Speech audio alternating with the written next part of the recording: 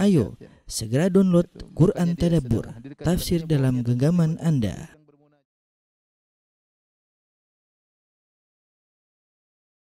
Bismillahirrahmanirrahim. Assalamualaikum warahmatullahi wabarakatuh. Alhamdulillahi ala ihsanih wa syukru lahu ala taufiqihi wa amtinanih. Wa asyhadu an la ilaha illallah wahdahu la syarika lahu ta'ziman li sya'nih. Wa asyhadu anna Muhammadan abduhu wa rasuluhu da'ila ridwanih. Allahumma salli alaihi wa ala alihi wa ashabihi wa ikhwanih. Para ikhwan dan akhwat, para pemirsa sekalian, para jamaah Masjid Tarbiyah Cilandak yang dirahmati Allah Subhanahu wa taala. Kita lanjutkan bahasan kita tentang sirah nabawiyah, dan kita telah membahas pada pertemuan lalu tentang muqaddimah dari perjanjian Al-Hudaybiyah atau Sulhul Hudaybiyah. Itu perjanjian damai Al-Hudaybiyah. Telah kita sebutkan bahwasanya Nabi SAW datang dengan sekitar 1.400 sahabat dalam rangka untuk melaksanakan umrah, sehingga mereka membawa silahul musafirin, yaitu pedang secukupnya sebagaimana orang yang sedang bersafar, bukan untuk berperang tapi untuk membela diri kalau ada yang mengganggu, sehingga mereka membawa senjata secukupnya. Kemudian telah kita sebutkan ketika Nabi SAW mengarahkan ontanya ke Mekah, tahu-tahu ontanya yang namanya Al-Qaswa berhenti, menderum, tidak mau berjalan, ya, tidak mau berjalan. Tentu dari perintah Allah Subhanahu wa taala unta tersebut tidak mau berjalan, dan Nabi sallallahu alaihi wasallam mengatakan ma khala'atil qaswa wa ma zakalaha bi khuluq. Sungguhnya untaku tidak mau berjalan, dan itu bukan akhlaknya. Artinya Nabi mengatakan untaku ini selalu nurut. Ya, untaku selalu nurut. Ketika ada sahabat mengatakan untanya tidak nurut, tidak mau jalan, Nabi bela. Nabi mengatakan untaku ini selalu nurut. Bukan akhlaknya dia tidak nurut, ya. Ini dalil kata para ulama. Nabi bahkan membela hewan. Kalau hewan dizalimi, dikata-katai dengan kata yang tidak benar, maka Nabi membela alaihi salatu wassalam. Walakin habasaha habisul fil, tetapi unta tersebut ditahan oleh Allah Subhanahu wa taala, sebagaimana kita jelaskan, karena seandainya Nabi masuk dengan untanya masuk ke kota Mekah akan terjadi pertempuran, dan kalau terjadi pertempuran akan terjadi ada yang meninggal, tewas dalam pertempuran tersebut. Sementara Allah Subhanahu wa taala tidak ingin terjadi pertempuran karena orang-orang Quraisy yang ada di Mekah di kemudian hari akan masuk Islam. Bahkan mereka akan menjadi para mujahidin seperti Khalid bin Walid, Abu Sufyan, dan yang lainnya, Ikrimah bin Abi Jahal, dan banyak yang mereka akhirnya masuk Islam. Setelah ontanya tidak mau jalan, akhirnya Rasulullah SAW arahkan ontanya ke arah lain, tidak ke arah masuk kota Mekah. Ya, ontanya ketika berjalan ke arah lain, ontanya mau sampai ontanya tiba di penghujung Al-Hudaybiyah. Ya, penghujung Al-Hudaybiyah. Ala samadin qalilil ma yatarabbadhuhu. Ternyata Rasulullah singgah di suatu tempat di Hudaybiyah. Di situ ada sumber air yang sedikit, seperti macam ada lubang. Tetapi airnya cuma sedikit, sementara para sahabat butuh dengan air. Mulailah para sahabat mengambil air dari lubang kecil tersebut, ya, mungkin ada genangan, diambil sedikit-sedikit. Tidak lama kemudian air semua habis. Ya, sementara mereka butuh air. Maka orang-orang mengeluh tentang rasa haus yang mereka rasakan, dan ketika itu musim sangat panas. Al-harus syadidan, kana al-harus syadidan. Itu udara sangat panas ketika itu. Maka Nabi SAW pun mengeluarkan salah satu anak panahnya dari tempat anak panahnya. Kemudian Rasulullah SAW menyuruh agar anak panah tersebut diletakkan di lubang tadi. Ya, maka kemudian lubang tadi mengeluarkan air dengan derasnya. Terus sampai orang-orang mengambil air sepuasnya sehingga mereka meninggalkan lubang tersebut. Dalam riwayat yang lain dari hadis Al-Bara bin Azib, ya, maka ketika mereka mengambil air dari lubang tersebut, falam natruk fiha qatrah, sampai tidak setetes air pun yang kami tinggalkan, semua sudah habis. Maka hal itu sampai kepada Nabi, para sahabat dalam kondisi kehausan dan air sudah habis, tidak ada sumber air. Fa'ataha, maka Rasulullah SAW pun menuju ke lubang tersebut. Fajalasa ala syafiril bi'r, maka Rasulullah SAW duduk di mulut daripada lubang tersebut, itu semacam sumur kecil. Fada'a bima'in, maka Rasulullah minta didatangkan air. Famad madha wa majja fil bi'r, maka Rasulullah SAW berkumur-kumur. Kemudian Rasulullah SAW buang ke sumur yang kering tersebut. Kami tidak lama kemudian, ya, ternyata keluar air dari sumur tersebut. Lalu kami mengambil air sampai kami hilang dahaga kami, dan juga hilang dahaga onta-onta kami dan hewan-hewan tunggangan kami. Jadi yang dilakukan adalah dua hal, ya, sebagaimana datang riwayat yang lain juga, bahwasanya Rasulullah SAW ketika mendengar keluhan tentang keringnya lubang tersebut, sumur tersebut, maka Rasulullah SAW dalam riwayatnya Rasulullah minta diambilkan air. Kemudian Rasulullah SAW berwudu, kemudian Rasulullah SAW berkumur-kumur, kemudian Rasulullah SAW ludahkan air ke sumur tersebut, kemudian Rasulullah SAW meminta, kemudian beliau mengambil anak panahnya, kemudian dilemparkan ke sumur tersebut, maka keluarlah air. Dan ini mukjizat dari Nabi SAW, di mana air yang sudah kering kemudian keluar dengan deras.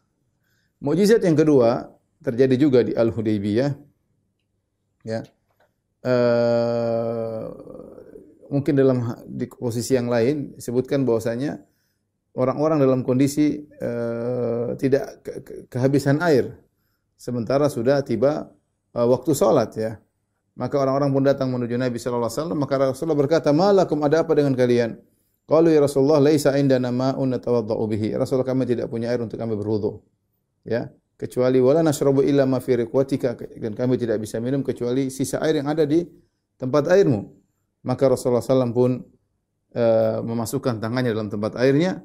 Kemudian Rasulullah SAW keluarkan tangannya, maka mengalirlah air dari sela-sela jari Nabi Shallallahu Alaihi Wasallam. Kata Jabir bin Abdullah yang meriwayatkan hadis ini, "Fasyaribna wa tawadda'na."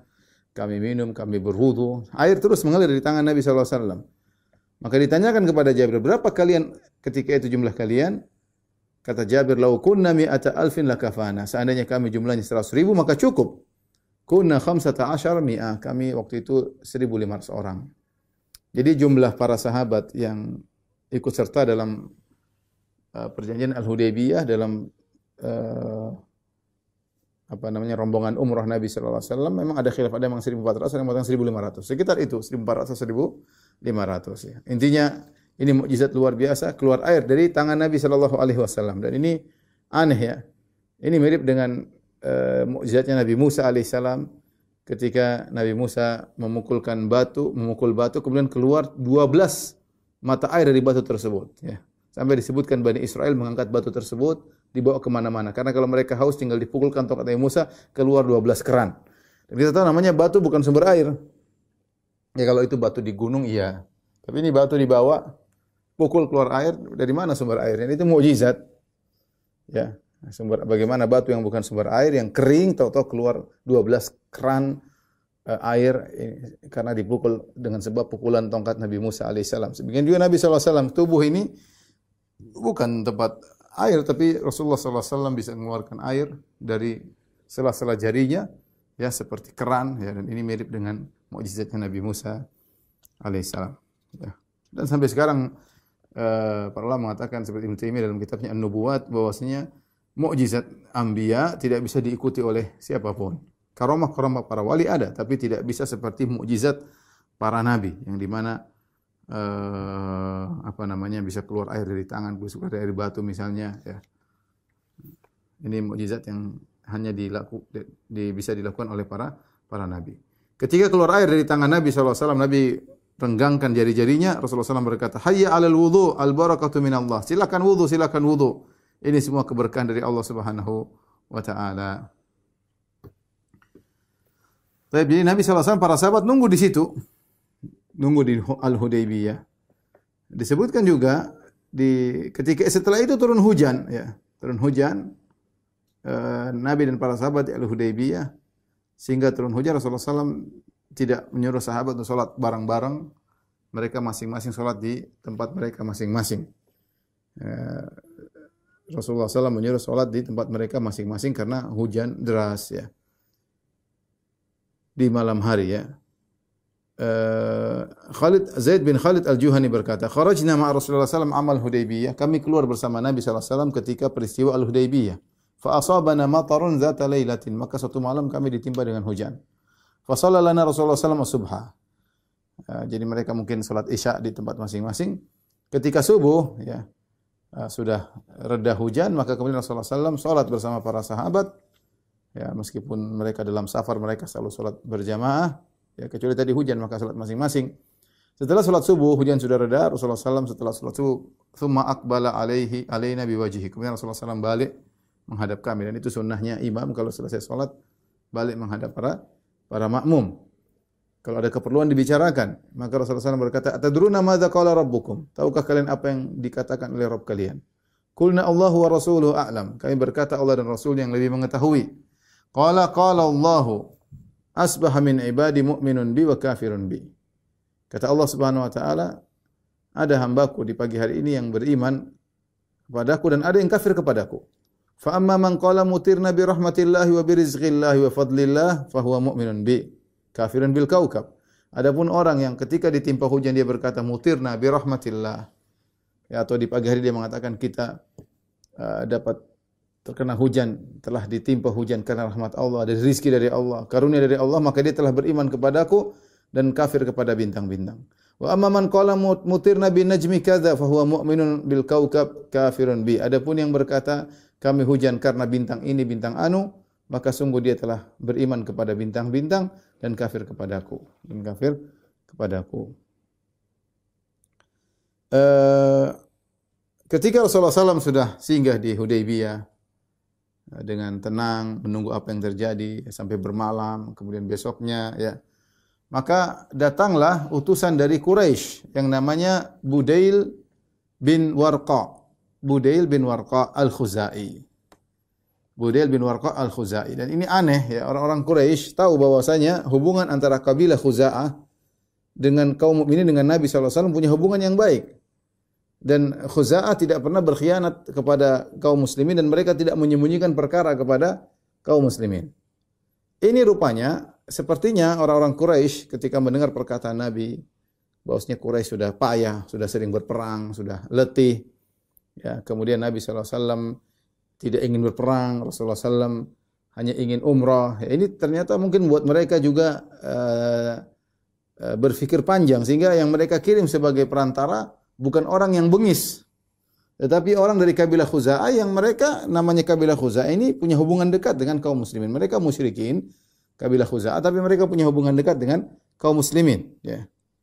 Maka datanglah Budail bin Warqa al-Khuzai. Kemudian dia berkata kepada Nabi SAW, ya, dan Khuza'ah ada yang muslim, ada yang kafir. Ketika itu ini dia masih kafir. Budail bin Warqa kafir. Inni taraktu Ka'ab bin Lu'ay wa Amir bin Lu'ay nazalu a'dada miyahil Hudaybiyah. Maka Budail bin Warqa al-Khuzai berkata, "Ya Muhammad, sungguhnya aku meninggalkan di belakangku ada seorang namanya Ka'ab bin Lu'ay dan ada juga yang namanya Amir bin Lu'ay. Nazalu a'dada miyahil Hudaybiyah. Mereka telah menguasai sumur-sumur yang ada di Hudaybiyah. Itu mereka siap di sana. Ya, wa ma'ahum al-udhu al-matafil." Ya, dan bersama mereka yaitu onta-onta ya yang banyak yang siap diperah susunya, yaitu mereka bawa tunggangan-tunggangan dan mereka siap menunggu Nabi untuk bertempur. Wa hum muqatiluka wa sadduka 'anil bait, dan mereka siap bertempur melawan engkau wahai Muhammad dan mereka akan menghalangi engkau dari umrah. Kau tidak akan bisa masuk, tidak akan bisa pergi ke Ka'bah. Jadi Budail menjelaskan, ada pasukan Quraisy sedang menunggu. Sumur-sumur sudah dikuasai.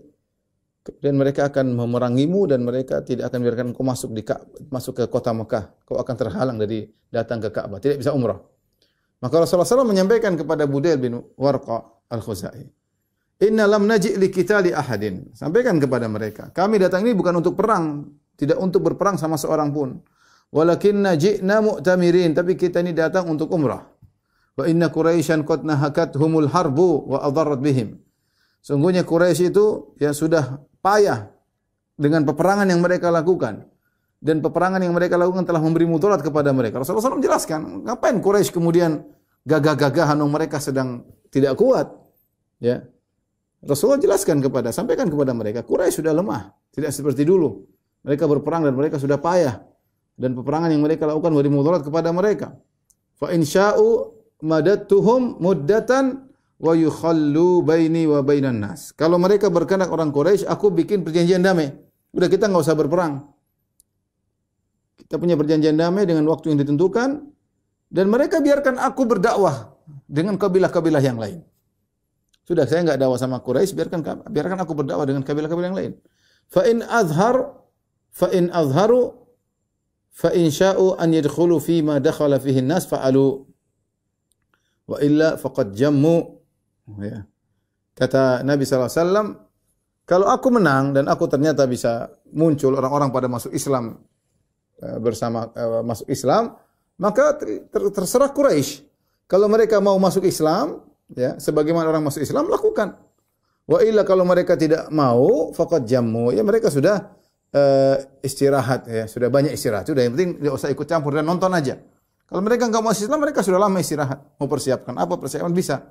Wa inhum abau, kalau mereka ternyata tidak mau, maunya berperang sekarang, tidak mau melepaskan aku berdakwah kepada kabilah-kabilah lain, mereka mau memerangiku sekarang ini, apa kata Rasulullah SAW? Fawalladzi nafsi biyadihi, demi zat yang jiwaku berada di tangannya.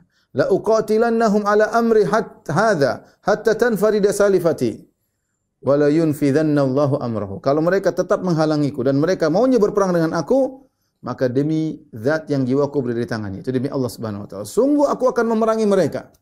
Sungguh-sungguh aku akan memerangi mereka di atas agamaku ini sampai leherku lepas dari kepalaku, lepas dari leherku. Ya, sampai aku mati. Wala yunfidhanna Allahu amrahu. Allah akan menjalankan perkaranya. Nabi mengatakan demikian. Serius. Ya, kita tidak ingin perang, tapi kalau mereka mau perang ya kita siap, kata Nabi sallallahu alaihi wasallam. Budail berkata, utusan Quraisy, "Sa'uballighuhum ma taqul." Aku akan sampaikan kepada mereka apa yang kau ucapkan. Maka kemudian Budail bin Warqa pun datang bersama teman-temannya dari kabilah Khuza'ah. Dia tidak sendirian, bersama beberapa orang dari kabilah Khuza'ah. Kemudian mereka datang kepada Quraisy. Ya. Kemudian dia berkata kepada orang-orang Quraisy, "Inna ji'nakum min hadzal rajul." Kami datang kepada kalian wahai Quraisy, kami baru datang meninggalkan lelaki ini, yaitu Muhammad. Wa sami'nahu yaqulu qawlan, dan kami telah mendengar dia mengucapkan suatu perkataan. Fa in syi'tum an na'ridahu 'alaikum fa'alna. Kalau kalian mau, saya akan sampaikan ucapan Muhammad. Kalau kalian mau. Berkata orang-orang bodoh dari Quraisy, "La hajata lana an tukhbiruna anhu bi syai'." Kami tidak butuh dengar perkataan Muhammad. Enggak usah sampaikan. Ini orang bodohnya orang Quraisy. Wa qala dzu ra'yi minhum, dan orang Quraisy yang cerdas berkata, "Hat ma sami'tahu yaqul." Sudah, sampaikan. Apa sih yang dikatakan Muhammad? Sampaikan kepada kami. Maka Budail berkata, "Sami'tu yaqul kadza wa kadza." Aku mendengar dia berkata demikian. Sebagaimana tadi Rasulullah SAW jelaskan. Quraisy sudah capek perang, sudah dapat mudarat, ya. Biarkanlah aku. Sudah, bagaimana kalau kita buat perjanjian damai? Biarkan aku mendakwahi kabilah-kabilah yang lain. Kalau mereka masuk Islam, Quraisy masuk Islam, silakan. Kalau enggak mau ya sudah, mereka sudah istirahat, ya. Tapi kalau mereka enggan mau perang sekarang, kami siap berperang, kata Nabi sallallahu alaihi wasallam. Dalam riwayat yang lain Budail berkata, "Ya ma'syara Quraisy, wahai orang-orang Quraisy kalian, innakum ta'jaluna ala Muhammad." Kalian terlalu terburu-buru kepada Muhammad mengambil keputusan. Wa inna Muhammadan lam ya'ti liqital. Muhammad itu datang bukan untuk berperang. Inna ma ja'a za'iran li hadzal bait. Dia datang untuk umrah, menziarahi Ka'bah, mu'azziman li haqqihi, dalam rangka untuk mengagungkan Ka'bah. Maka mereka pun nuduh Budail bin Warqa, fattahamuhum. Ini enggak beres ini Budail, ya. Kenapa? Karena dia kabilah Khuza'ah, dan kabilah Khuza'ah punya hubungan baik dengan kaum muslimin. Ya, rupanya Budail ini nyampein seakan-akan dia membela Rasulullah sallallahu alaihi wasallam. Seakan dia mengatakan, "Ya sudah, ngapain kalian perangi Muhammad? Muhammad datang mau umrah kok dilarang-larang." Dan ini suatu hal yang tersebar di antero jazirah Arab. Bosnya orang datang untuk umrah tidak boleh diganggu. Jadi Nabi sallallahu alaihi wasallam punya kaidah umum atau undang-undang umum, orang yang datang untuk umrah tidak boleh diganggu. Makanya Khuza'ah mengatakan, kabilah Khuza'ah mengatakan, "Oh, dia datang mau umrah, kalian terlalu tergesa-gesa nuduh dia mau perang." Oh, dia tidak mau perang Muhammad, dia datang untuk umrah. Ya biarin aja dia mau umrah. Ya, sebagaimana kita ketahui ini peraturan undang-undang di Jazirah Arab, yang mau umrah tidak boleh diganggu. Apa kata Quraisy? Wa in kana inna ma ja'a lidzalik. Kalau ternyata Muhammad memang datang hanya untuk umrah, fala wallahi la yadkhulaha abadan alaina anwatan wa la tatahaddatsu bidzalikal arab. Kata orang-orang Quraisy, demi Allah, mereka bersumpah dengan Allah, demi Allah, Muhammad tidak akan bisa masuk di Mekah selama-lamanya. Dengan kekerasan tidak bisa masuk. Kami tidak mau, ya. Kami tidak mau. Wala tatahaddatsu bidzalikal arab. Nanti orang-orang Arab akan berbicara, Quraisy tidak bisa bergerak, tidak bisa berkutik, Muhammad bisa masuk, mereka tidak bisa apa-apa. Tidak bisa. Kami tidak mau jadi bahan gunjingan orang-orang Arab yang lainnya, bahwasanya Quraisy sudah lemah sehingga Muhammad, musuh mereka, datang umrah, mereka tidak bisa menghadangi Muhammad. Akhirnya Quraisy berpikir lagi. Tapi mereka juga enggak berani perang. tidak mengatakan perang, tidak berani juga. Ya, perkataan Rasulullah SAW masuk akal. Mereka sudah lemah.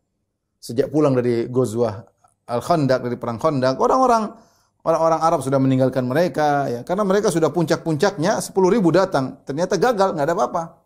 Ya, mereka mau ngajak lagi, mungkin orang-orang berpikir 2 kali. Ya. Sehingga mereka juga tidak nekat untuk perang, tapi mereka juga melarang. Akhirnya mereka kirim utusan yang lain. Utusan berikutnya namanya Mikraz bin Hafs, akha Amir bin Lu'ay. Ketika Mikraz datang, Rasulullah mengatakan kepada para sahabat, "Hadza rajulun fajir." Ini orang brengsek, orang fajir. Orang enggak benar, ya. Ya. Ketika Rasulullah SAW, orang itu sudah tiba di depan Rasulullah SAW dan ngomong kepada Nabi SAW, maka Nabi mengatakan sama yang Nabi ucapkan kepada Budail bin Warqa al-Khuzai. Kemudian dia pun pulang, bertemu Quraisy, dia mengatakan benar. Yang disampaikan Budail benar. Muhammad bilang kepada saya juga sama. Orang Quraisy tidak puas. Tidak mau berdamai dengan Nabi dan tidak mau Nabi masuk untuk umrah. Maka mereka mengirim utusan berikutnya nama Al-His bin Alqamah. Quraisy mengirim utusan ketiga, Al-His bin Alqamah. Al-His bin Alqamah Al-Kinani, dan dia adalah pemimpin dari orang-orang Ahabish. Orang-orang Habish ini yang masih bisa diajak oleh orang Quraisy untuk menyerang kaum muslimin. Karena orang Quraisy dia tidak bisa ngambil dari jauh-jauh dari kabilah Ghatafan, sudah nggak bisa, terlalu jauh. Sehingga dia ngambil Habish itu sekelompok orang-orang Arab, ya, yang ada di sekitar kota Mekah diajak, dan pimpinannya adalah Al-His bin Alqamah Al-Kinani. Ketika Rasulullah SAW melihat utusan Quraisy namanya Al-His bin Alqamah Al-Kinani, Rasulullah SAW berkata, "Hadza min qaumin yu'azzimuna al-budna fab'athuha lahu." Ini orang termasuk dari kaum yang menghormati al-budun. Al-budun itu maksudnya hewan-hewan yang akan disumbangkan kepada Allah dan akan disembelih di Mekah. Dan kita sudah sampaikan Rasulullah SAW ketika hendak pergi umrah, Rasulullah SAW menyiapkan onta-onta. Rasulullah SAW lukai punuknya, di darahnya, kemudian diusap-usap di punuknya untuk menunjukkan ini onta akan diserahkan di Mekah untuk disembelih. Saya sudah sampaikan ini sunnah yang ditinggalkan sekarang. Sekarang nggak ada orang umrah bawa onta dikirim ke Mekah, sekarang nggak ada. Yang ada cuma haji kemudian itu pun tidak dibawa dari tempat tinggal tapi dibeli yang sudah ada di Mekah. Tapi intinya orang-orang Arab dahulu mereka mengagungkan Ka'bah dan mereka mengagungkan kalau ada hewan-hewan korban yang dikirim untuk disembelih di Mekah yang namanya al-budun. Ya. Maka kata Nabi, ini orang yang datang dia menghormati Ka'bah dan dia menghormati onta-onta yang diserahkan untuk Ka'bah. Lepaskan onta-onta di hadapannya. Itu al-hadiyu. Maka para sahabat kemudian menampakkan onta-onta di hadapan dia yang sudah siap dikasih tanda, ya.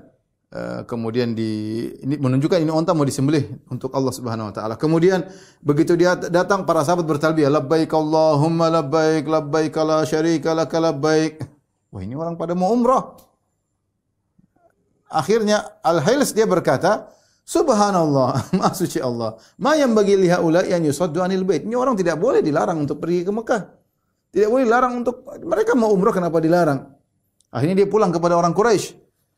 Dia berkata, ya, dia tidak sampai datang kepada Nabi, tidak sampai ngobrol sama Nabi. Jadi baru diutus, baru lihat unta-unta ternyata disiap untuk dikirim ke Mekah, para sahabat bertalbiyah, dia mundur langsung, belum sampai ketemu Nabi. Maka dia berkata kepada para sahabat, para orang-orang Quraisy, "Ra'aitul budna qad kullidat wa usyirat." Wahai orang-orang Quraisy sekalian, aku telah melihat onta-onta telah dikullidat. Kullidat itu digantung-gantung dengan suatu tali-tali atau sesuatu yang menunjukkan dia adalah onta disembelih di jalan Allah Subhanahu wa taala untuk diletakkan di Mekah. Wa usyirat, dan telah di-isy'ar, yaitu tadi saya katakan punuknya dilukai dan darahnya digosok-gosokkan di punuk sebagai tanda bahwa sini onta ini adalah onta korban. Fama ara an yusaddu anil bait. Menurutku mereka tidak boleh dilarang untuk umrah. Ya. Faqalu ijlis. Kata mereka, duduk kamu. Kamu ini utusan untuk bela kami kok malah bela Muhammad. Fa inna ma anta arabiyyun la ilma lak. Kau ini Arab Badui enggak punya ilmu, kata orang Quraisy. Jadi mereka ngutus dia untuk membela orang Quraisy, ini malah bela Muhammad. Kata ijlis. Duduk. Ente Arabi, Arab Badui, ya. La ilma lak, kau tidak punya ilmu sama sekali. Faqadhibal Hils bin Alqamah. Hils bin Alqamah Al-Kinani marah ketika dia bilang Arab Badui. Dia berkata, "Ya ma'syar Quraisy, orang Quraisy kalian. Wallahi ma ala hadza halafnakum." Saya bukan begini untuk dikatakan Arab Badui, dikatakan orang goblok. Kami bersekutu dengan kalian bukan untuk ini. Wala ala hadza aqadnakum, dan bukan karena ini kami mengambil janji dengan kalian. Ayusaddu anil baitillah man jaa mu'azziman lahu. Apakah ada orang yang datang untuk mengagungkan Ka'bah kalian larang? Walladzi nafsul hilsi biyadihi. Demi Allah yang jiwa al-hils di tangannya, la tukhallunna baina Muhammadin wa baina ma jaa lahu aw la anfiranna bil ahabish nafrata rajulin wahid. Kalian biarkan Muhammad dan teman-temannya masuk untuk umrah, atau aku akan kirim anak buahku nyerang kalian. Dia malah berbalik bela Rasulullah SAW. Kata mereka, mah, kufa anna ya hils hatta na'khudha li anfusina ma narda bihi. Sudahlah hils, urusan kami. Kau pulang aja, urusan kami dengan Muhammad.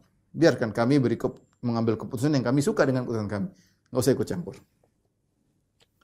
Jadi sudah dikirim berapa? Budail bin Warqa, Mikras bin Hafs, Al-Hils bin Alqamah. Tapi Al-Hils bin Alqamah tidak sampai ketemu. Akhirnya kirim orang ketiga yang ketemu, dan yang dikirim kali ini orang yang bukan dari Quraisy lagi, tapi dari Bani Thaqif, dari kabilah Thaqif, dari Taif. Ini menakjubkan, orang Quraisy tidak diutus, mereka sendiri yang datang ketemu. Nanti belakangan baru datang mereka. Ini pertama dikirim dari kabilah-kabilah lain, dari kabilah ini, menunjukkan mereka goyang. Akhirnya dikirimlah seorang bernama Urwah bin Mas'ud Ats-Tsaqafi. Siapa Urwah bin Mas'ud Ats-Tsaqafi? Urwah bin Mas'ud Ats-Tsaqafi ini adalah orang besar, terkenal, orang hebat, terkenal di Taif dan terkenal di Mekah. Kita tahu Taif dengan Mekah dekat, sekitar 90 kilo. Mereka ini yang pernah berkata, wa qalu laula nuzzila hadzal Qur'anu ala rajulin minal qaryataini azim. Mereka berkata, seandainya Al-Quran ini turun kepada seorang yang agung di antara dua kota, yaitu mereka bilang, seandainya Quran ini bukan turun kepada Muhammad, tapi turun kepada Urwah bin Mas'ud Ats-Tsaqafi. Ini orang top, sehingga mereka berangan-angan, Quran jangan turun sama Muhammad, turun saja sama orang ini. Ini orang hebat. Akhirnya datanglah Urwah bin Mas'ud Ats-Tsaqafi. Masih kafir ketika nanti masuk Islam dia. Dan dia berkata, ya ma'syar Quraisy, wahai orang-orang Quraisy kalian. Inni qad ra'aitu ma yalqa minkum min man tab'atsun ila Muhammadin idza ja'akum min at-ta'nif wa su'il lafzi. Aku lihat kalian yang ngutus orang kepada Muhammad. Kalau datang kalian marah-marah, kalian maki-maki orang tersebut. Gimana sih? Kalian ngutus fulan, Budail bin Warqa, Al-Hils bin Alqamah, Mikras, semuanya kalian utus. Kalau mereka datang kabar dari Muhammad, kalian tidak setuju, kalian marah-marahin mereka. Waqad araftum annakum walidun wa anni waladun. Kan kalian tahu aku punya hubungan baik dengan kalian. Ibuku dari suku Quraisy. Aku ini seperti anak kalian. Ya. Artinya dia yang menunjukkan saya ingin tolong kalian. Dan dia orang-orang hebat, terkenal. Wa qad sami'tu billadzi nabakum, dan aku telah mendengar apa yang menimpa kalian Quraisy, berperang kalah, kemudian dipermalukan perang Khandaq, pulang enggak ada hasilnya. Fajama'tu man ata'ani min qaumi, maka aku kumpulkan orang-orang yang taat kepadaku dari kaumku. Tsumma ji'tu hatta asaitukum bi nafsi, dan aku sendiri datang, aku tidak mengutus anak buahku untuk bertemu dengan kalian. Aku datang sendiri agar aku ikut meredakan sebagai pelipur lara bagi kalian. Bela sungkawa. Mereka berkata, "Shadaqta ma anta indana min muttaham." Benar engkau wahai Urwah bin Mas'ud Ats-Tsaqafi, engkau tidak tertuduh. Artinya kau baik, kami tahu, ya, kami baik. Kemudian kata Urwah bin Mas'ud Ats-Tsaqafi, fa inna hadza qad arada alaikum khuttata rushdin aqbaluha. Ini si Muhammad telah menawarkan kepada kalian ide yang menarik, yang bagus, yaitu terimalah, yaitu damai, perjanjian damai. Dia sudah kan, Muhammad Rasulullah kan bilang, ya, kalau mereka mau, aku akan memberikan mereka waktu di mana kita perjanjian damai, biarkan aku dakwahi orang-orang. Ya, mereka silakan nonton aja, enggak usah ikut campur, enggak usah memerangi kami. Menurut Urwah bin Mas'ud Ats-Tsaqafi, ini ide yang bagus dari Muhammad. Tapi kata dia, da'uni atihi. Biarkan aku datang dia, aku ngomong sama dia. Qalu itihi, silakan, pergi ketemu dengan dia. Fa kharaja Urwah bin Mas'ud, maka Urwah bin Mas'ud keluar dari sisi mereka menuju ke Rasulullah sallallahu alaihi wasallam, sampai kemudian dia ketemu dengan Nabi sallallahu alaihi wasallam, dengan sopan santun dia duduk di hadapan Nabi sallallahu alaihi wasallam. Kemudian dia berkata, dia masih kafir ketika itu, "Ya Muhammad," kata dia, "Ya Muhammad, ajama'ta awbashan nasi thumma ji'ta bihim li baydatika litafuddaha." Perkataannya keras. Dia bilang, "Muhammad, kau ini ngumpulin orang macam-macam. Quraisy, kaum Ansar, kau kumpulin orang macam-macam. Kau datang bawa mereka ke sini untuk menghancurkan, ya, keluargamu sendiri. Quraisy kan kamu, keluargamu Quraisy. Kau ingin menghancurkan keluargamu sendiri." Jadi ingat tentang kekerabatan. Kau datang untuk memerangi orang Quraisy, itu kan keluargamu. Datang orang macam-macam untuk menghancurkan keluargamu sendiri. Dalam riwayat yang lain dia berkata, "Ara'aita in ista'salta amra qaumik, hal sami'ta bi ahadin minal Arab ijtaha ahlahu qablak?" Urwah ngejek atau nyindir, dia bilang, "Wahai Muhammad, kau datang ke sini untuk menghabisi orang-orang Quraisy. Apakah pernah kau dengar ada seorang seperti engkau yang datang untuk menghabisi keluarganya sebelum engkau? Apakah ada orang seperti engkau?" Ya. Padahal Urwah tahu Rasulullah tidak ingin berperang, tapi dia pandai ngomong aja. Dia pandai ngomong. Dia tahu Rasulullah SAW datang bukan untuk berperang, tapi dia nyindir. Kau ini datang mau ngabisin sukumu sendiri. Kau kan Quraisy, sukumu Quraisy. Apakah ada orang seperti engkau datang menghabisi Quraisy sukunya sendiri? Kemudian dia berkata lagi, "Innaha Quraisyun." Wahai Muhammad, yang kau hadapi orang Quraisy. Qad kharajat ma'ahu al-'udhul matafil. Mereka telah keluar siap menghadapi. Mereka sudah bawa onta-onta, yang onta-onta tersebut sudah ada air susunya, mereka tinggal minum dari onta tersebut. Qad labisu juludan numur, mereka sudah pakai pakaian peperangan. Yu'ahidunallah alla tadkhuluha 'alaihim anwatan abadan. Mereka sudah bersumpah kepada Allah, kau tidak bakalan masuk menuju Ka'bah. Waimullah, laka'anni bihaula'i qad inkashafu 'anka ghadan. Sungguh demi Allah, seakan-akan besok ketika terjadi peperangan, aku lihat mereka bakalan kabur dari engkau. Jadi dia ngejek para sahabat. Sudah ngejek Rasulullah SAW, sekarang ngejek para sahabat, nyindir. Ya. Dia bilang apa? Lihat besok perang, ini orang-orang kabur semua, kau sendirian nanti. Dalam riwayat yang lain, Urwah bin Mas'ud Ats-Tsaqafi radhiyallahu anhu ketika itu masih kafir, dia berkata, "Fa inni wallahi la ara wujuhan wa inni la ara ashwaban minan nasi khaliqan an yafirru wa yad'uk." Ya. Sungguh aku tidak sedang lihat orang-orang bersamamu, aku tidak melihat wajah-wajah di depanku yang bersama engkau wahai Muhammad. Yang aku lihat adalah orang bercampur-campur yang besok akan kabur meninggalkan engkau ketika terjadi peperangan dengan orang Quraisy. Mereka akan kabur meninggalkan engkau sendirian wahai Muhammad. Ketika mendengar itu Abu Bakar marah. Abu Bakar kan bersama pasukan. Abu Bakar, ada Umar, ada Utsman, ada orang-orang hebat. Kemudian disinggung, dibilang, ini teman-teman ini Muhammad bakalan kabur besok. Abu Bakar ketika itu sedang duduk di belakang Rasulullah SAW, maka dia langsung maki itu siapa? Urwah bin Mas'ud Ats-Tsaqafi. Dia mengatakan, "Umsus bidrollat anahnu nafirru anhu wa nada'uhu." Wahai fulan, dia bilang, "Umsus bidrollat." Ini perkataan sebenarnya kotor ya. Maknanya itu kalau bahasa Indonesia, maksudnya wahai Urwah, isep itu kemaluan sesembahan kalian Lata ya. Ya, bidr itu bahasa Arab artinya bagian dari wanita yang disunat yang tersisa, mungkin klitoris seperti itulah. Jadi Abu Bakar sampai marah, tapi dia ingin nyindir Tuhan mereka. Kamu itu sudah kau isap aja kemaluan apa Tuhanmu ya. Anahnu nafirru anhu wa nad'u, kami akan meninggalkan Rasulullah dan kami akan membiarkannya. Enggak. Karena Abu Bakar sudah sangat, Abu Bakar radhiyallahu anhu terkenal sangat halus, tapi dia sudah sangat marah. Dikatakan orang-orang sahabat Nabi pengecut dan akan kabur. Akhirnya Urwah bin Mas'ud berkata, "Man hadza ya Muhammad?" Ini siapa orang ini? Berani ngomong begitu sama saya. Ini sampai menghina Tuhannya. Ini siapa ini? Kata Rasulullah, "Hadza ibnu Abi Quhafah." Ya. Ini adalah Abu Bakar, putranya Abu Quhafah. Qala amma wallahi laula yadun kanat laka indi lam ajzika biha la ajabtuka. Maka apa kata Urwah bin Mas'ud Ats-Tsaqafi? Oh, ini Abu Bakar. Saya punya hutang budi sama dia dan saya belum bayar hutang budinya. Seandainya saya sudah bayar, saya akan bantang kau wahai Abu Bakar, tapi saya belum bayar hutang budimu. Subhanallah. Orang Arab masih punya hutang budi, dia ingat ya, dia ingat. Ini orang pernah baik sama saya, tapi tidak disebutkan apa kebaikan tersebut, tapi intinya Abu Bakar As-Siddiq adalah orang yang sering kesana kemari berdagang dan yang lainnya, dan ini mungkin punya berbuat baik kepada banyak orang sampai berbuat baik kepada Urwah bin Mas'ud Ats-Tsaqafi ya di zaman jahiliyah dahulu. Sehingga Urwah bin Mas'ud Ats-Tsaqafi berkata, "Oh, ini Abu Bakar. Saya punya hutang budi sama dia dan saya belum bayar hutang budiku kepadanya. Kalau sini saya sudah bayar, tentu saya akan bantah dia."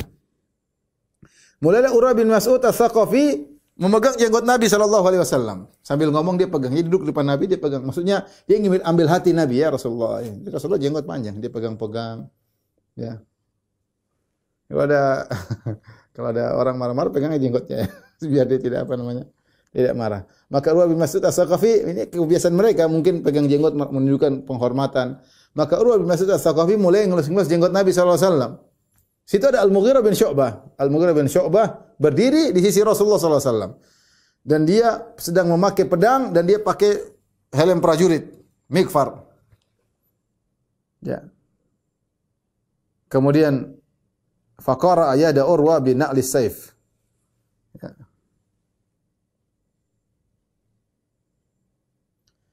Kemudian dia pun tangannya dipindahkan pakai pedangnya ya. Jadi pedangnya di dekat apa namanya? Na'lis saif yaitu al-hadidah allati takunu fi asfalil kirab, yaitu apa namanya? Bagian bawah pedang, bukan bagian tajamnya. Dia singkirkan tangannya Urwa bin Mas'ud As-Saqafi dari jenggot Nabi pakai pangkal pedang, dipinggirin begini. Ini sangar pakai pedang, bukan pakai tangan, pakai pedang. Dia berkata, "Amsik yadaka an lihyati Rasulillah sallallahu alaihi wasallam, wallahi la tasilu ilaika." Ya.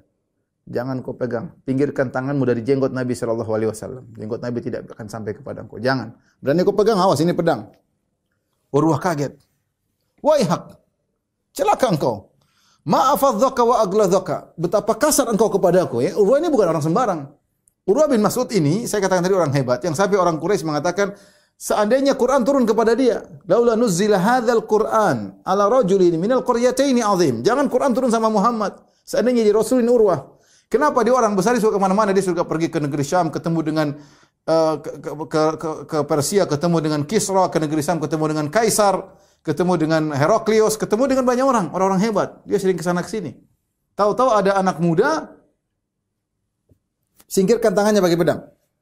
Jangan pegang-pegang jenggot Nabi. Kalau pegang jenggot Nabi ini pedang kena kau. Ente kasar sekali. Siapa engkau ini? Kasar sekali kata Urwah bin Mas'ud As-Saqafi. Ketika Urwah kaget, fatabassama Rasulullah sallallahu alaihi wasallam. Rasulullah sallallahu ketawa, tersenyum. Faqalahu Urwah. Urwah berkata, "Man hadha ya Muhammad?" Muhammad ini siapa? Karena dia pakai helm kemudian tidak ketahuan. Maka kata Rasulullah sallallahu alaihi wasallam, "Hadha ibnu akhika Al-Mughirah bin Syu'bah." Ini adalah cucu adikmu, cucu saudaramu, ini ponakanmu ya. Apa namanya? Mughirah bin Syu'bah ini ponakanmu. Karena Urwah bin Mas'ud As-Saqafi. Urwah bin Mas'ud, Urwah bin Mas'ud. Nah, Mughirah namanya Mughirah bin Syu'bah bin Abi Amir bin Mas'ud. Jadi kakeknya Mughirah bin Syu'bah, saudara kandungnya Urwah. Saya ulangi, Mughirah namanya Mughirah bin Syu'bah bin Abi Amir bin Mas'ud.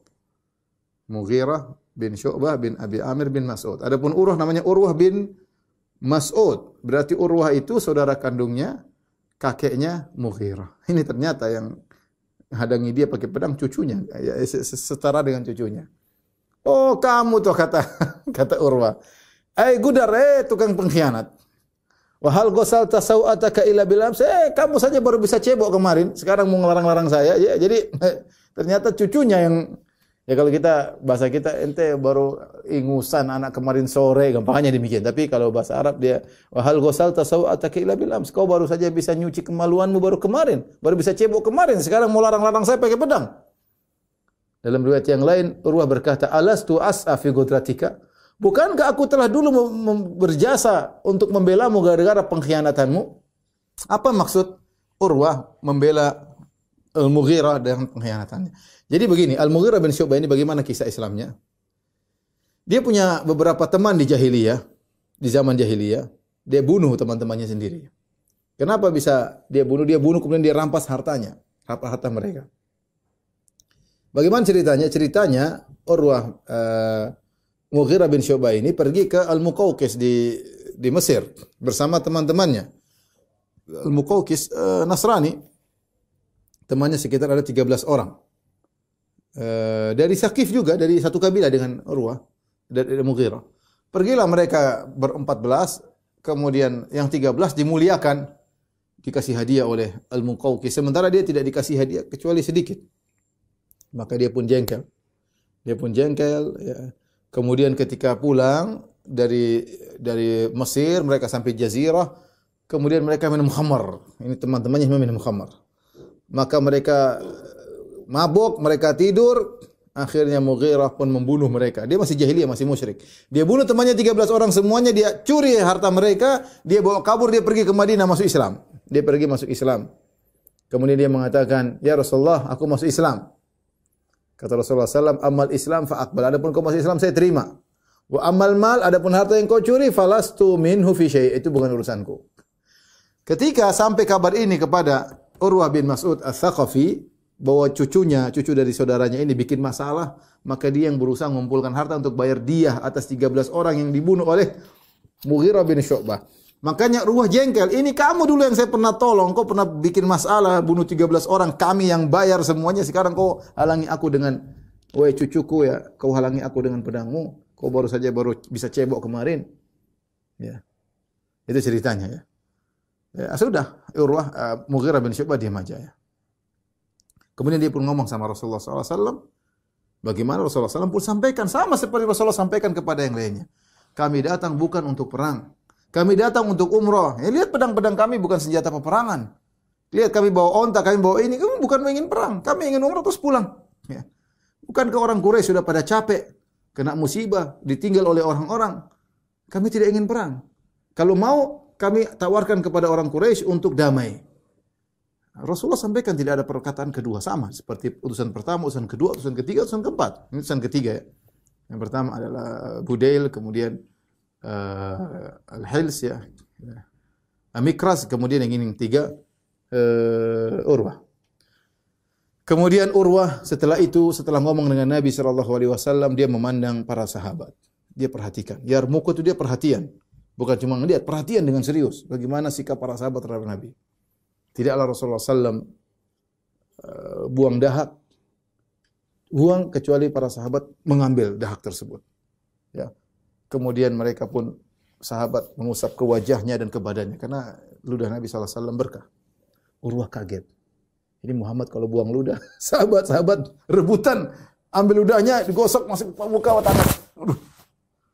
Wa idza amarahum, kalau Nabi perintahkan, jadi dia langsung pergi. Dia perhatikan, dia orang cerdas. Dia sudah pernah ketemu Heraklius, pernah ketemu Kaisar Kisra, pergi sering-sering bersafar ke orang, kalau kita bilang apa? Orang negarawan. Ini Urwah bin Mas'ud Ats-Tsaqafi. Jilid Muhammad dia heran. Ini Muhammad bang udah orang pada rebutan.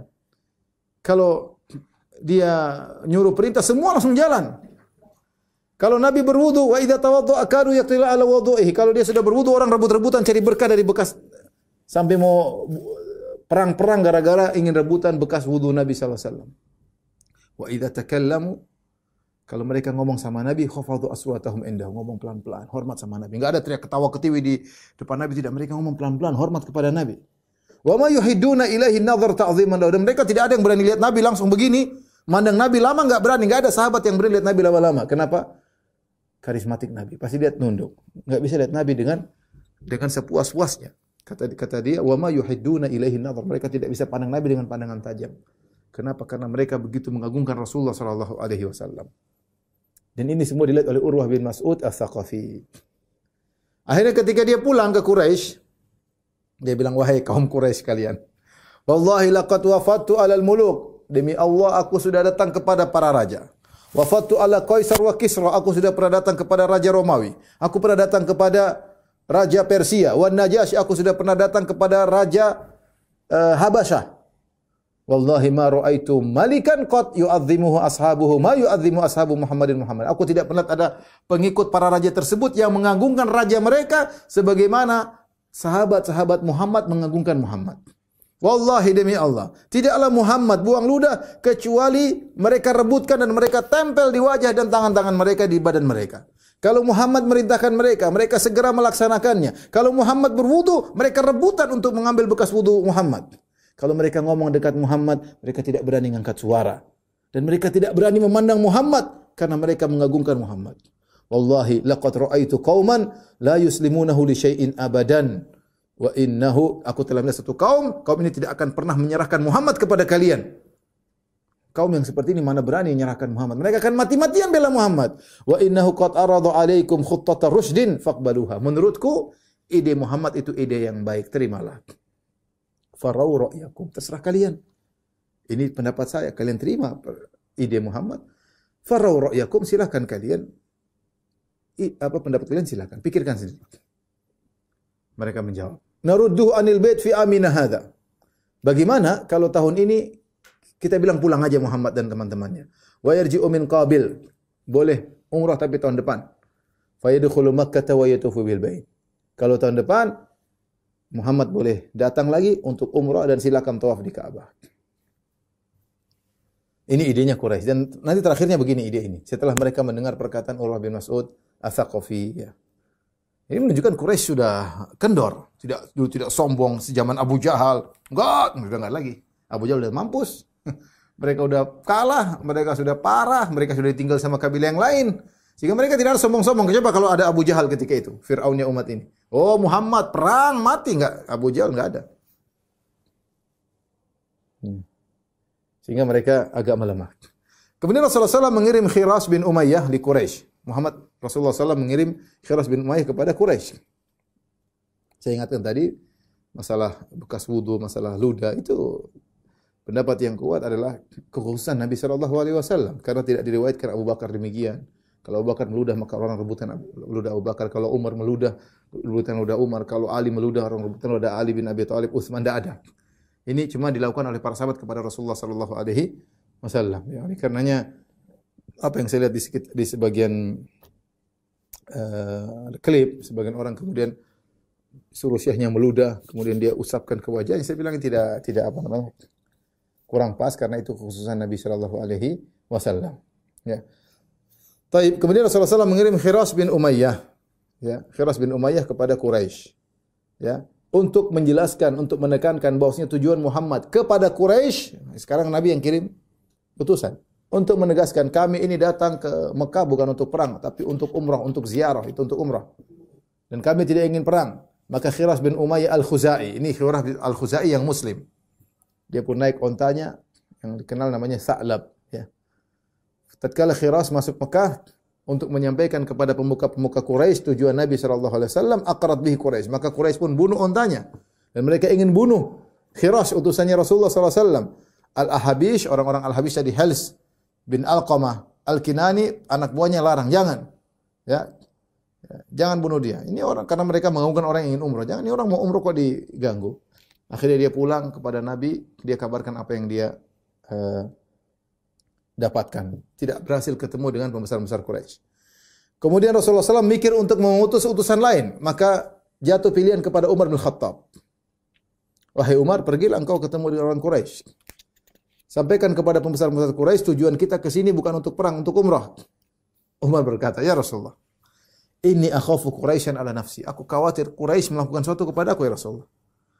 Ya, sehingga tujuan tidak tercapai. Bukan Umar penakut, bukan. Tapi tujuan Muhammad SAW agar mencapai kabar tidak tercapai karena mereka dendam kepada Umar. Umar berkata, "Walaysa bi Makkah min Bani Adi bin Ka'ab ahadun yamna'uni." Tidak ada dari kerabatku Bani Adi yang ada di Mekah yang bisa membelaku. Ya. Jangan utus aku. Kenapa kalau utus aku tujuanmu tidak tercapai? Waqad arafat Quraisyun adawati iyyah. Engkau kan tahu orang Quraisy sangat benci kepadaku karena dulu Umar membela Quraisy ketika dia masuk Islam, dia benar habisi orang-orang Quraisy.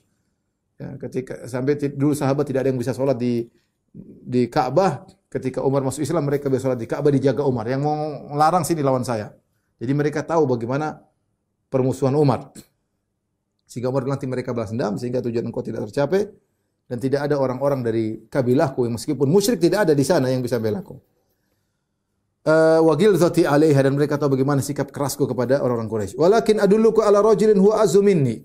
Tapi aku tunjukkan kepada engkau wahai Rasulullah orang yang lebih mulia daripada aku. Utsman bin Affan. Utuslah Utsman bin Affan. Karena Utsman bin Affan punya keluarga banyak di Mekah. Maka Rasulullah SAW panggil Utsman bin Affan. Maka Rasulullah utus Utsman bin Affan pergi ke Quraisy untuk mengabarkan tujuan Rasulullah SAW.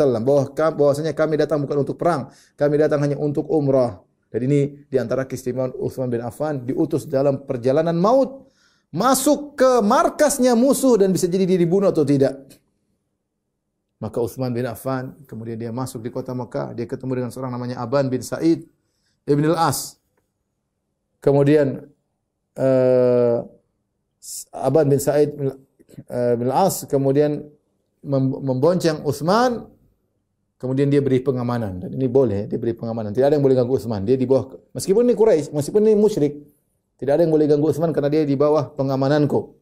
Sampai dia menyampaikan pesan Rasulullah SAW. Maka Utsman pun diantar sampai ke Abu Sufyan, bosnya Quraisy. Dan di sekitarnya ada orang-orang pembesar Quraisy. Maka Utsman pun menyampaikan tujuan Rasulullah ini bukan untuk apa-apa. tapi untuk umroh doang, bukan untuk perang. Ya. Tatkala Utsman sudah menyampaikan apa yang pesan Rasulullah sallallahu alaihi wasallam, mereka berkata kepada Utsman, "In syi'ta an tatufa bil bait." Utsman, kalau kau mau kau tawaf di luar, umrah di luar. Fatuf bihi, silakan tawaf di Ka'bah, umrah di luar. Apa kata Utsman? Lihat bagaimana sahabat. Ma kuntu li af'ala hatta yatufa bihi Rasulullah. Aku tidak akan tawaf sampai Rasulullah yang tawaf di luar. Utsman tertahan tidak pulang sehingga waktu itu timbul isu bahwasanya Utsman dibunuh. Orang-orang Quraisy tahan Utsman, ditahan dulu, ya.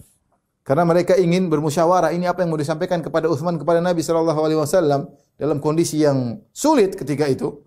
Ya, mereka bermusyawarah, ya. Setelah itu baru mereka mengutus Utsman dengan suatu jawaban kepada Rasulullah sallallahu alaihi wasallam. Tetapi ketika mereka diskusi lama, Utsman tertahan. Maka ketika Utsman enggak pulang-pulang, timbullah isu hoax, ya. Kabar bahwasanya Utsman telah dibunuh. Ya. Dan Rasulullah SAW tidak tahu kondisi. Rasulullah SAW tidak tahu ilmu gaib. Utsman dibunuh atau tidak, Rasulullah SAW tidak tahu. Tapi kondisi mengerikan.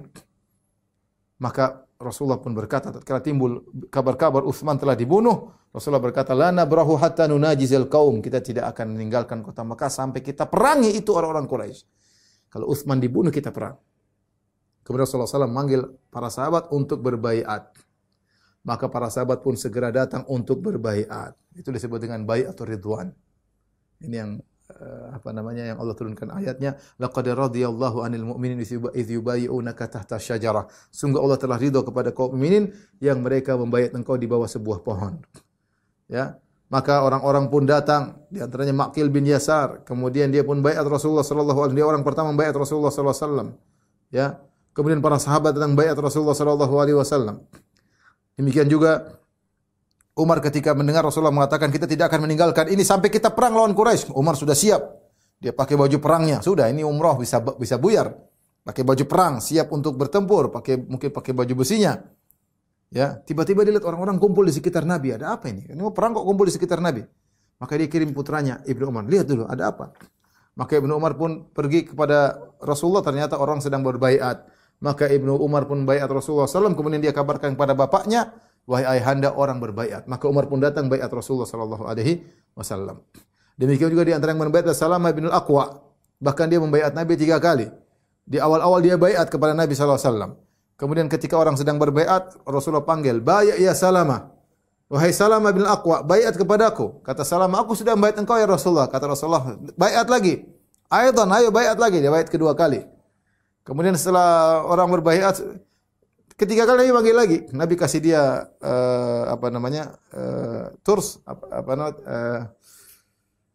tameng, ya. Rasulullah memberikan dia tameng. Kemudian Rasulullah SAW menyuruh dia untuk baiat lagi. Kata Rasulullah SAW, ala tubayyu'ini ya Salamah. Tidakkah kau baiat aku ya Salamah? Ya Rasulullah, aku sudah baiat engkau 2 kali ya Rasulullah. Kata Rasulullah SAW, aidan baiat lagi. Maka Salamah pun baiat Nabi sampai 3 kali. Kemudian Rasulullah SAW membaiat atas nama Utsman. Rasulullah SAW pegang tangan kanannya. Rasulullah bilang, hadhihi yadu Utsman. Ini tangan Utsman. Kemudian dia pukulkan tangan kirinya. Hadhihi li Utsman. Ini baiat Utsman. Jadi Utsman meskipun tidak hadir, Rasulullah SAW berbaiat atas nama Utsman. Kata Rasulullah, ini tangannya Utsman. Dia berbaiat kepadaku. Ya. Dan maka meskipun Utsman tidak ikut baiat, dia mendapatkan keutamaan baiat. Bahkan Rasulullah yang mewakilinya. Luar biasa. Utsman bin Affan radhiyallahu taala anhu, ya. Mereka baiat untuk apa? Mereka baiat untuk 2 perkara. Baiat sampai mati membela Rasulullah SAW dan tidak bakalan kabur. Itu baiat para sahabat. Mati dan tidak bakalan kabur sampai mati, sampai titik darah penghabisan membela Rasulullah SAW. Tidak ada yang kabur. Baiat kematian, luar biasa. Ya. Semua membaiat Rasulullah kecuali 1 orang. Dari 1.500 orang tersebut, 1 orang yang tidak baiat, namanya Al-Jadd bin Qais. Al-Jadd bin Qais itu munafik. Dia dari Bani Salimah. Dia munafik. Dia tidak mau baiat kepada Nabi. Dia sembunyi di balik ontanya, dipanggil untuk baiat, dia enggak mau. Sampai para sahabat datang, "Hai Jadd bin Qais, ayo baiat Rasul akan mohon ampun kepada engkau." Dia mengatakan, la an ajida dhallati ahabu ilayya min an yastaghfir li sahibukum. Aku ketemu dengan ontaku yang hilang lebih aku sukai daripada teman kalian mohon ampunan untukku. Enggak, dia enggak mau membaiat. dia munafik dari Bani Salimah, ya.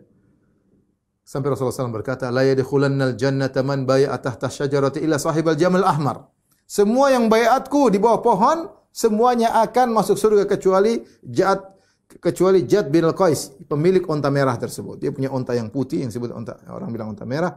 Ya, dia tidak membaiat Rasulullah sallallahu alaihi wasallam. Siapakah Al-Jad bin Qais ini? Al-Jad bin Qais dari Bani Salimah, dari kaum Ansar. Bani Salimah itu di mana? Bani Salimah itu kalau kita ke Madinah tinggalnya di Masjid Qiblatain, itulah kampung Bani Salimah. Makanya dia mengatakan masjid namanya Masjid Bani Salimah. Tempat tinggal mereka agak jauh dari Masjid Nabawi. Ya. Mereka satu kelompok Bani Salimah yang tempatnya sekarang dibangun Masjid Al-Qiblatain. Suatu hari Rasulullah SAW, dia cemburu kepada Nabi SAW, atau dia jengkel sama Nabi. Rasulullah SAW pernah bertanya kepada Bani Salimah ketika Rasulullah menguji mereka, Man sayyidukum ya Bani Salimah? Siapa pimpinan kalian wahai Bani Salimah? Maka mereka menjawab, Jaddu bin Qais. Ala anna nubakhiluhu. Dia pemimpin kami ya Rasulullah, dia hebat dalam segala, cuma dia pelit. Dia pelit. Kemudian kata Rasulullah SAW, perhatikan ini. Wa ayyuda'in adwa minal bukhal. Penyakit apa yang lebih parah daripada pelit?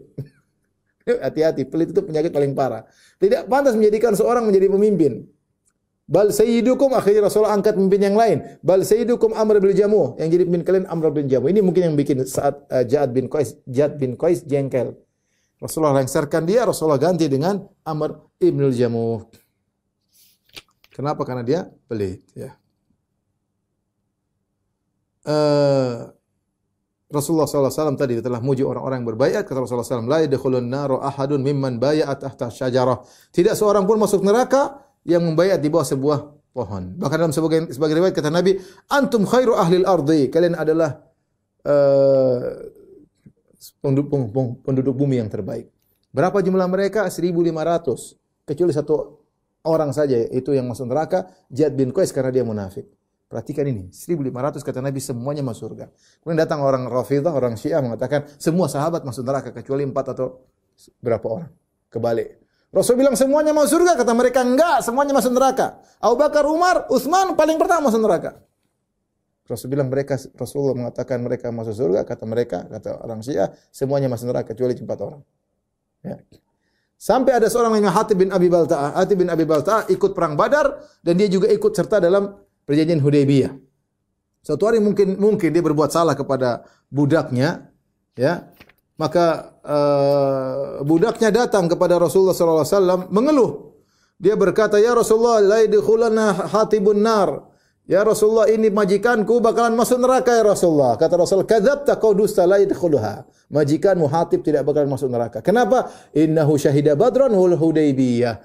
Dia pernah ikut perang Badar dan dia ikut dalam perjanjian dalam apa? Bai'atur Ridwan. Dalam Bai'atur Ridwan. Dan ini keutamaan para sahabat yang sangat mulia, ya, karena mereka membaiat di bawah sebuah pohon. Bagaimana nasib pohon tersebut? Bagaimana nasib pohon tersebut? Ini pembahasan kita terakhir malam hari ini. Pohon tersebut disembunyikan lokasinya oleh Nabi oleh Allah Subhanahu wa taala, ya. Dari Sa'id bin Musayyib, dari ayahnya. Dan dia termasuk orang-orang yang membaiat Rasulullah sallallahu alaihi wasallam, ya. Di bawah sebuah pohon. Dia berkata, "Intalaqna fi qabilin hajin." Ya. Kami pun datang tahun berikutnya, ya, menuju Mekah. Tahun berikutnya, fa khafiya alaina makanuha, maka kami bingung tempat kami berbaiat kepada Nabi. Fa in kanat buyinat lakum fa antum a'lam. Kalau dijelaskan bagi kalian tentu kalian lebih tahu, tapi kami lupa. Kami yang baiat Nabi, kami lupa di mana posisi pohon. Al-Imam Al-Bukhari juga meriwayatkan dari Ibnu Umar. Perhatikan hadis yang agung. Ibnu Umar berkata, dan dia juga ikut baiat tadi, dia baiat bahkan sebelum Umar. Dia mengatakan, raja'ana minal amil muqbil. Tahun depan kami balik lagi untuk umrah. Ya. Nanti akan kita bahas, namanya umrah al-qadhiyah. Kata Ibnu Umar, famajtama'a minna itsnan ala syajarah. Tidak ada dua orang di antara kami yang sepakat di mana lokasi pohon. Kami bingung semuanya. Allati bay'ana tahtaha, yang kami pernah baiat, kami bingung di mana tempatnya. Tidak ada orang sepakat di sini. Semua khilaf, ada yang mengatakan sini, mengatakan sini. Allah hilangkan lokasinya. Apa kata Ibnu Umar? Fakanat rahmatan minallah. Allah menghilangkan posisi pohon tersebut adalah rahmat dari Allah Subhanahu wa taala. Ibnu Hajar Al-Asqalani ketika mengomentari ini, dan ini juga banyak ahli hadis seperti Ibnu Battal, Ibnu Hajar mengatakan wal hikmah min ikhfaiha. Adapun hikmah, kenapa dikatakan rahmat bagi Ibnu Umar? Ibnu Umar mengatakan ini Allah membuat kita lupa di mana posisi pohon adalah rahmat. Saya ulangi, Ibnu Umar berkata, Allah membuat kita lupa di mana posisi pohon adalah rahmat dari Allah. Kenapa? Apa kata Ibnu Al-Hafidz Ibnu Hajar dalam Fathul Bari? Hikmahnya alla yahsula biha iftinan atau iftitan lima waqa'a tahtaha minal khair. Jangan sampai terjadi fitnah karena kebaikan yang pernah terjadi. Falau baqiyat, karena Rasulullah pernah membayar sahabat di situ. Falau baqiyat lama umina ta'zim ba'dil juhal. Kalau pohon tersebut masih ada, maka bisa jadi ada orang-orang goblok yang akan mengganggukan pohon tersebut. Hatta rubbama afdha bihim ila i'tiqadi anna laha quwwatu naf'in. Dan bisa jadi mereka punya keyakinan nanti ini pohon punya kekuatan untuk beri manfaat dan beri mudarat. Kama narahu al-ana musyahadan fima huwa dunaha. Bahkan kami yang lihat sekarang, jangankan pohon tersebut, ada sebagian perkara-perkara yang lain orang-orang punya keyakinan, dan ini kesyirikan. Ini kesyirikan. Maka Allah menghilangkan pohon tadi di mana lokasinya, dan kata Ibnu Umar, ini adalah rahmat dari Allah Subhanahu wa taala agar orang tidak terfitnah dengan pohon tersebut, khawatir diagungkan, khawatir disembah.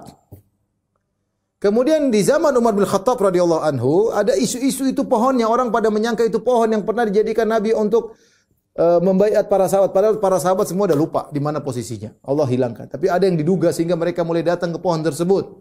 Ya. Orang-orang pada datang.